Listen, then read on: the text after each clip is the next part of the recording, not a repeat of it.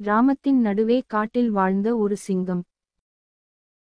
காட்டு பகுதியில இருக்கிற ஒரு கிராமத்தில 4 பசு மாடுகள் இருந்துன. அந்த பசு மாடுகள் எப்பவுமே ஒத்துமையா இருக்கும்.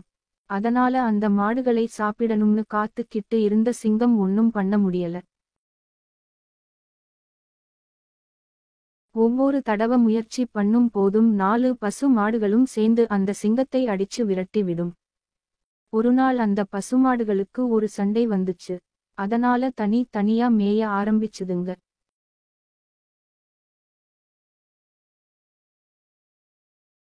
இத பார்த்த சிங்கத்துக்கு ஒரே சந்தோஷம். ஒவ்வொரு நாளும் ஒவ்வொரு பசுவ அடிச்சு சாப்பிடுச்சு. ஒவ்வொரு நாளும் ஒவ்வொரு பசுவ அடிச்சு சாப்பிடுச்சு.